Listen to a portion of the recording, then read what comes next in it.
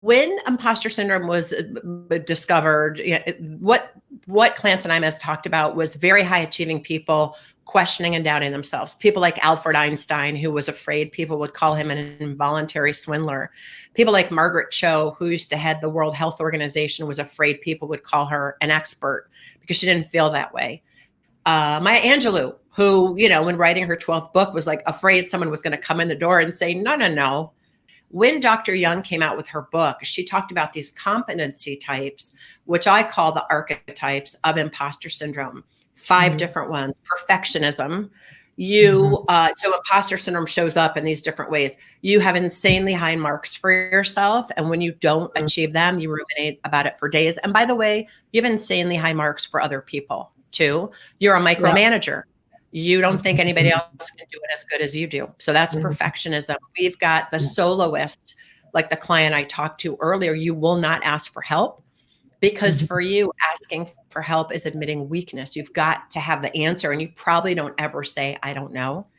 Then you've got the Superman or woman who working hard and working a lot of hours and working is where you find it's how you define your success. And when you're not working, you're freaked out. And in the US, achiever is the number 1 natural talent, which is people who love crossing things off their list.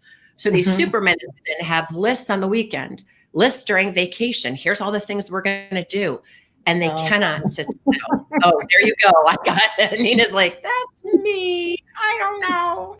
The other 2 archetypes are the expert, like I spoke about Margaret Cho. These are people who go after more and more letters after their name. They don't know enough. And also what I find, especially with entrepreneurs, you don't know enough yet to release your whatever it is, to get your website going, to do your videos. Well, but I don't know enough to be really, you know what? Here's the thing. You're never going to know it all. You can't. If this circle was everything you know about a microscopic piece of it, sorry.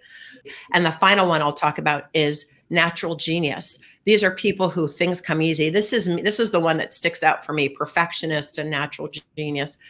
Things came easy to me. I skipped 2nd grade. I graduated high school when I was 16. I went to college at 16, going on 17. The problem with this natural genius, when things come easy, at least this is what I've seen in my own life. Number 1, if I don't see a clear path, if you say to me, Jen, I want you to produce this video series, and this is what I think you're so capable, which is what you do. You're brilliant. You're so capable. Here's what you can do. And if I can't see how to go from here to here, I back away. I procrastinate. I don't want to do it. If I don't think I'm going to be great at it, I don't want to do it. Oh, yeah.